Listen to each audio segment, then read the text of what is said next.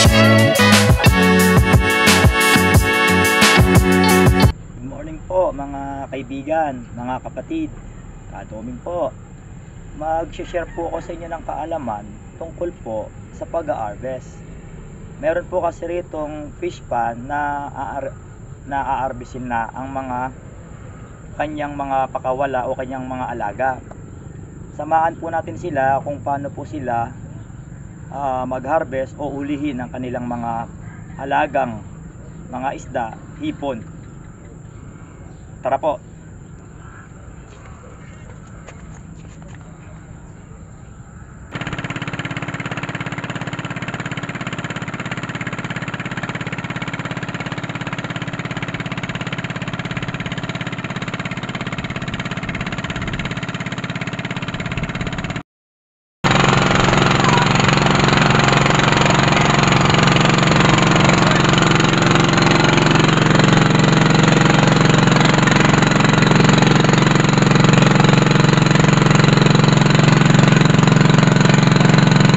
Ayan po, tinatanggal na po nila yung natitira pa pong tubig para madali po nilang makuha yung isda, para madali po nilang mahuli. Ang tubig po na ito na lumalabas, yan po, galing po yan dun sa loob. Dun po sa may bangka na yun, dun po galing.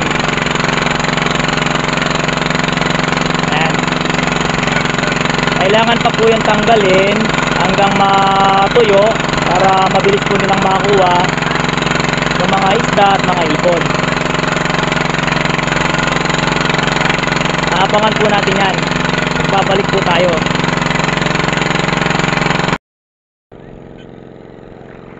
Dito po may kalakihan pa po dito ang tubig.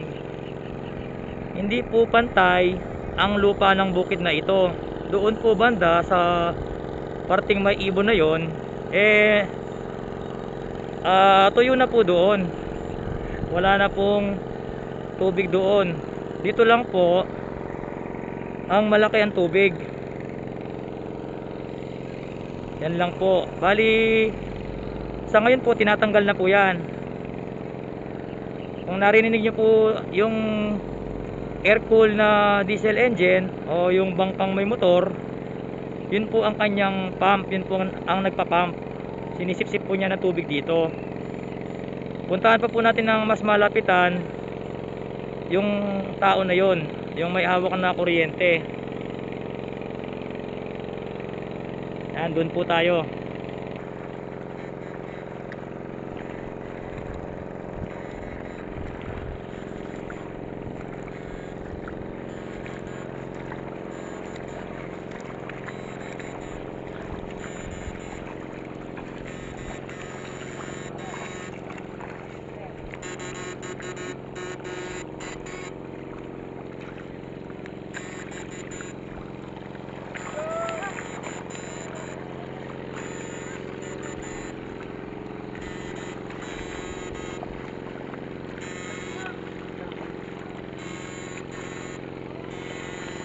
Nahihirapan po silang makakuha ng isda o ng hipon dahil po malaki pa po ang tubig.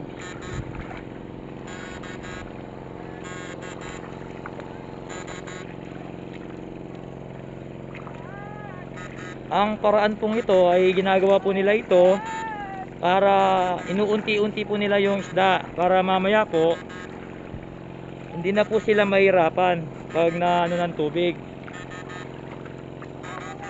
pag nawala na sila ng tubig.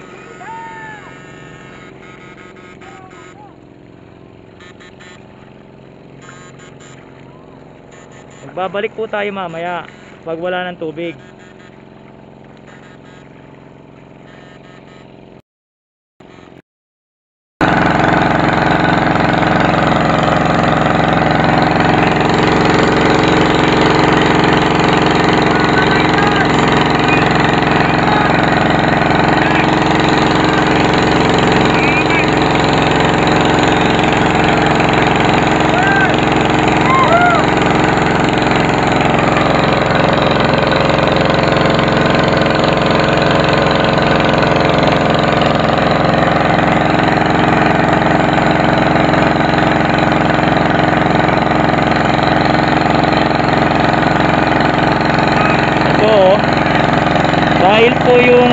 tubig, paigop, ang mga isda po ay sumasama po sa tubig.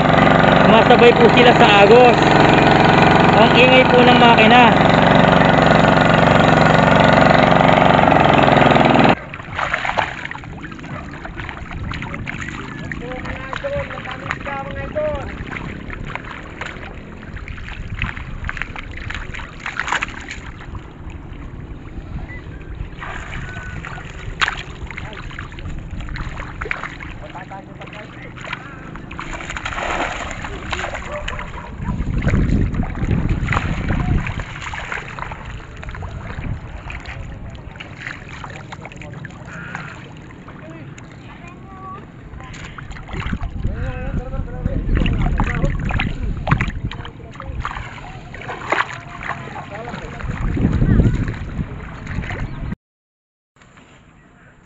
Lapit pa tayo ng konti. Vlogger tayo, vlogger. Ay, dalo. Kaya mo isa, video mo isa. Video mo ko rin yan, oh. Oh, bagay dalo. Pwede po, karakalasok po yan. Uy.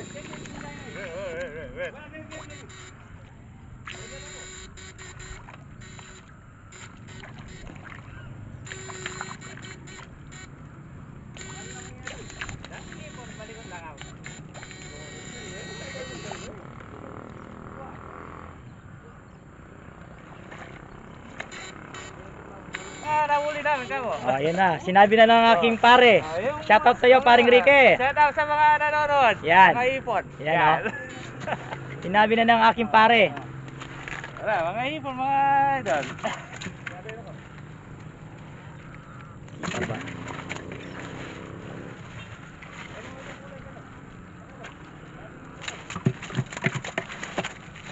Yung viewers target.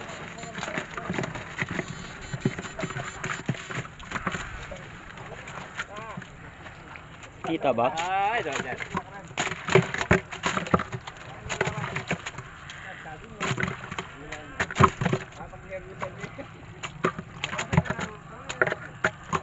Ayan po, oh. Nagsisitalo ng pa po sila.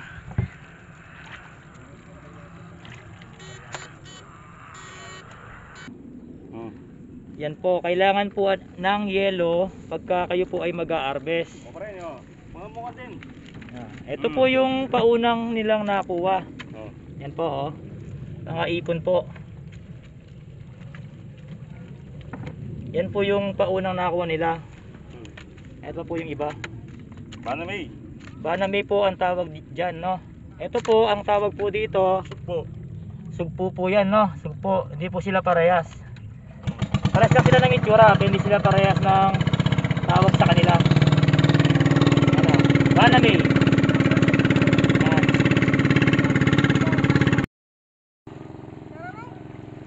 Yan po, shoutout daw po.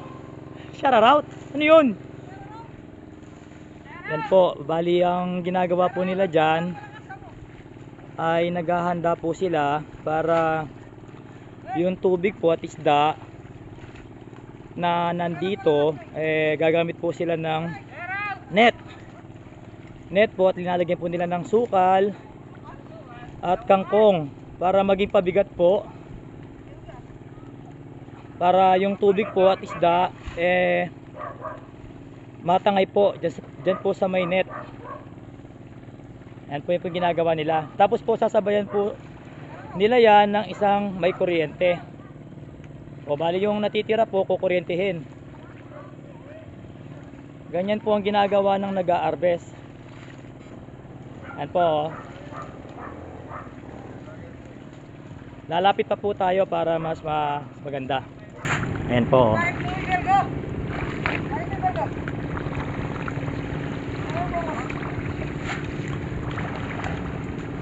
Yan, oh.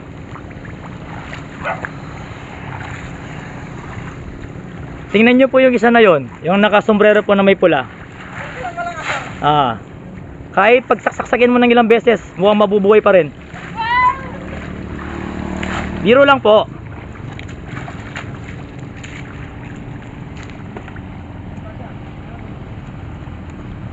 Yan po, naghahanda na po sila. Ang gagawin po nila ngayon, ito pong natitirang tubig na yan na may kasamang isda, yan, itutulak po nila itong net po na yan na may kangkong, may kasamang sukal. Ewan ko lang sa Tagalog kung sukal din ba tawag dyan. Yan, yan o, ginagawa po nila ganyan o. Tutulak nila yan para maisama yung isda at tubig. Tapos meron pong isang may awak na kuryente para yung naiwan po, siya naman po ang bahala o siya ang kukuha ng natirang mga isda.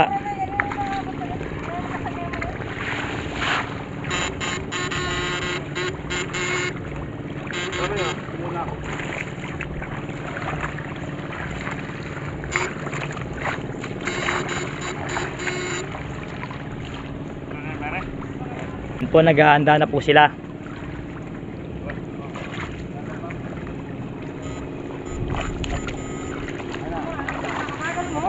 Yan, ganyan po ang ginagawa po ng mga nag-harvest.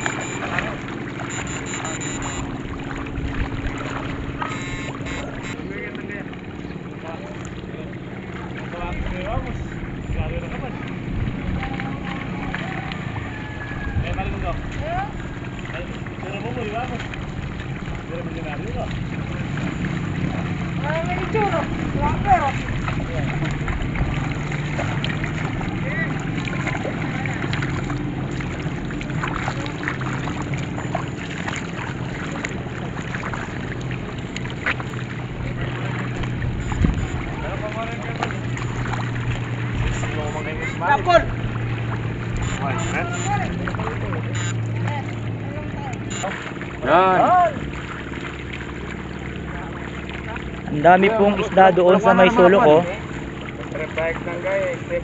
Kay kuya.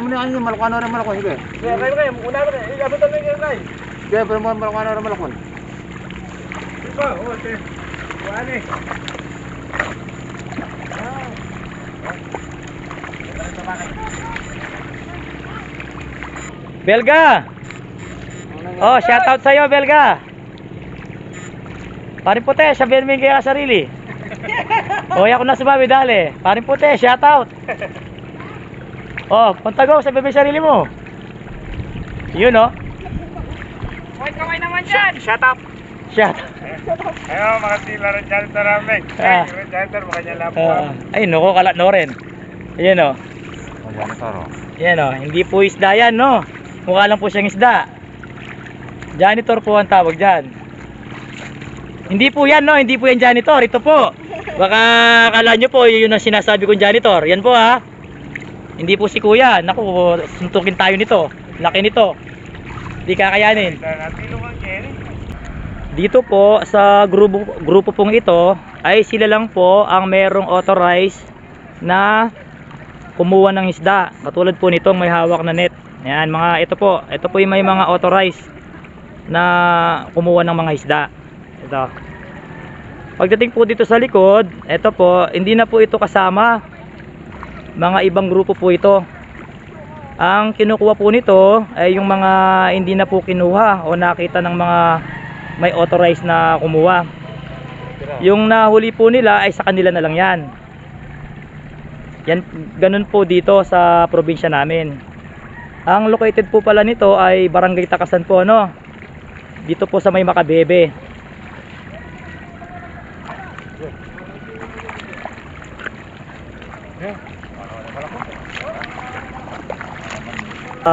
Dito po gumagawa pa po sila dito ng paraan kasi po yung nangyari po kasi dito medyo malapad dito, hindi na abot ng net o hindi ganun kahaba yung net para masakop itong lumalaking space na ito.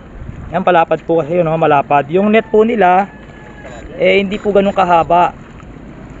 Ang ginagawa po nila ito ng paraan, ito po katulad po ng inyong nakikita, gumagawa po sila na parang bundok o pangharang po ito sa mga isda para hindi po sila lumampas dyan. Dapat po hanggang dyan lang, dyan sa may nakikita po nyo na yan, dapat dyan lang po yung isda, hindi po sila pwede lumampas dito.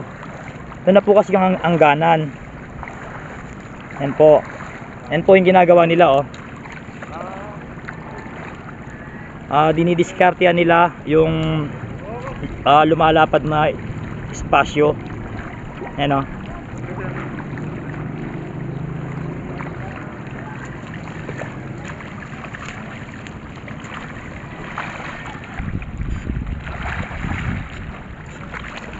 Gok, shout out Gok.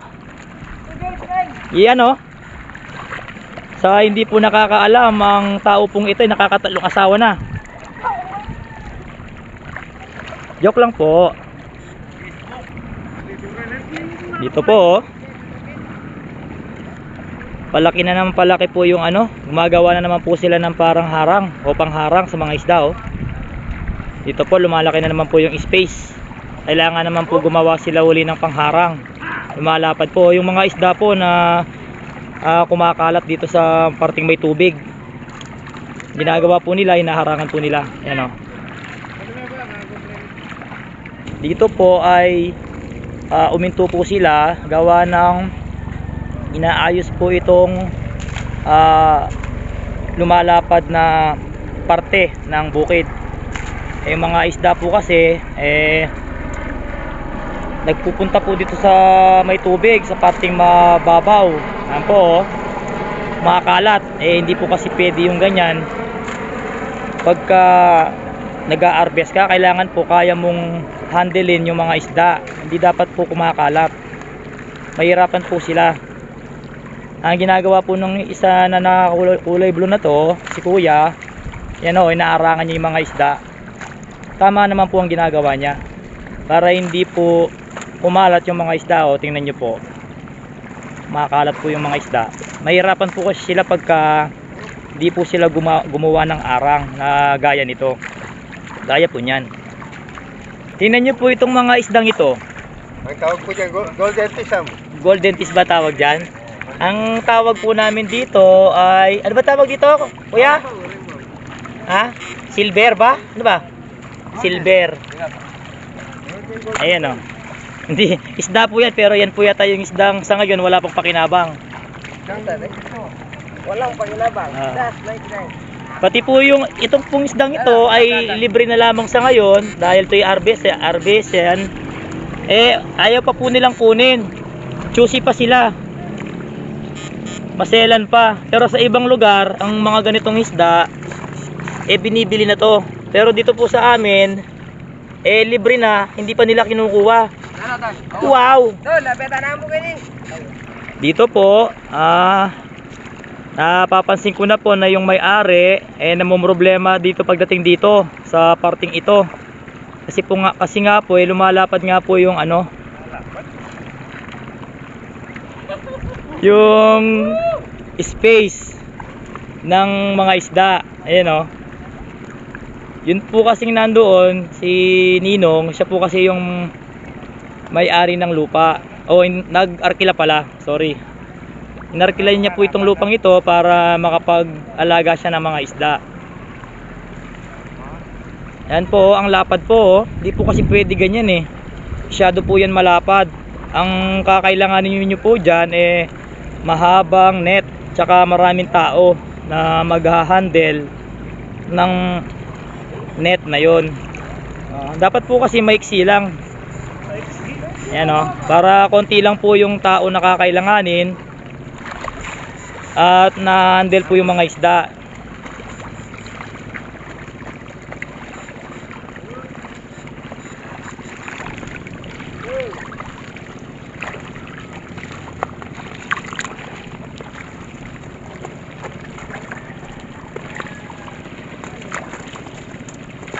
No, oh.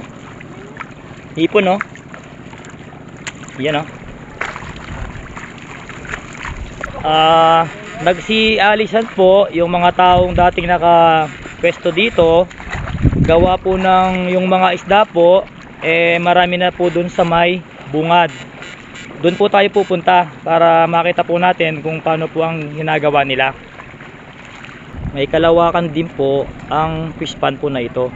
Doon po tayo pupunta. Andun po kasi ang pinakamaraming isda. Doon sa may motor, sa may pump doon, yung nagpapalabas ng tubig. Doon po tayo pupunta. Dito na po tayo sa bungad. Nandito po ang mga isda na galing doon sa taas, bumaba na dito. Kasi nandito po yung pump o yung naghihigop sa tubig. Dito po talaga ang matatagpuan ng maraming isda. Lalapit pa po tayo.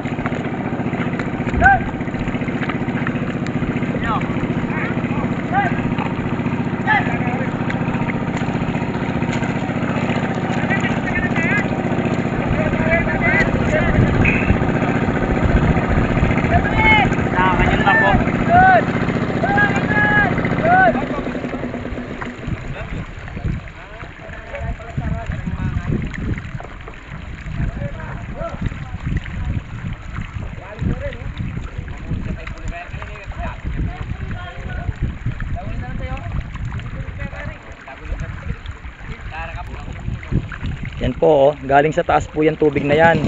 Kung saan po tayo galing kanina, doon po galing yan. Papunta po dito pababa. Dahil ito pong bangka na may motor, yun po yung ginawang pump para mapalabas yung tubig. Normal lang po na dito po talaga matatagpuan ang maraming isda.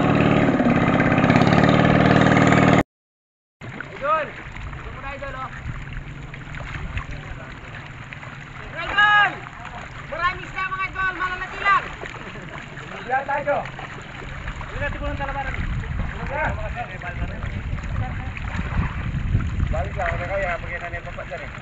Takal niya na mo makanyang kriparyo? Gagkubog yan. Hoy! Ako na niya kasi. Ano eh?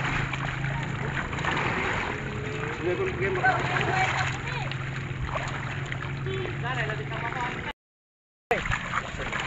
Ganyan po ang kanilang ginagawa pagka nandito na po sa bungad. Gumagamit po sila ng tray. Tapos po, pinapasa-pasa nila o kaya naman gumagamit sila ng sako kung kulang yung kanilang tray. Tray mo siya. Ako, magkara tama. Oh, gusto sini. Balik na ulit, oh.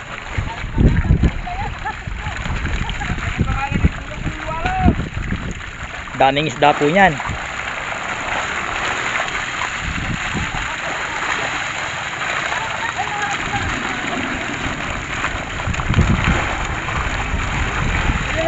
Ako, teka gay!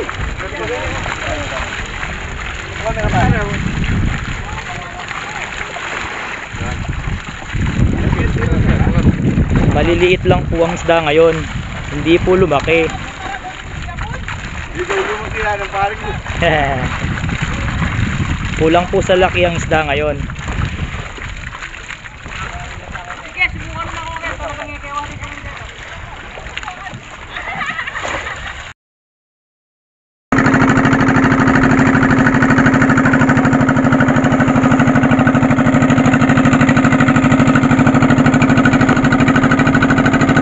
Po, pasa-pasa po ang ginawa nila.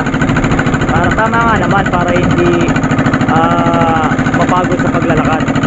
Pasa-pasa na lang po.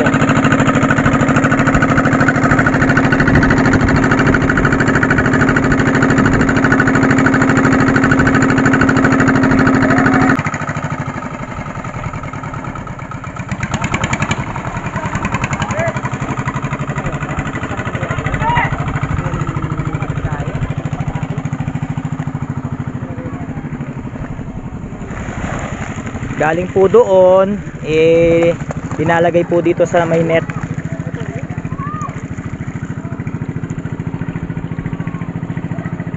Ito po yung ginawa nilang lagayan ng isda. Yan, lahat po nang nakukuha nila, dito po nila ilinalagay.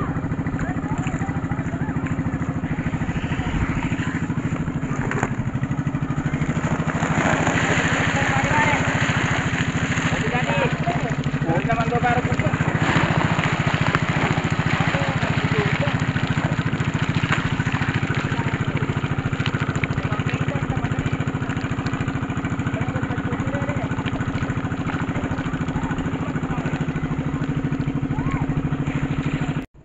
At yun nga po ang nangyaring pang-harvest dito po sa may Pampanga. Sa may Pampanga po ito, no?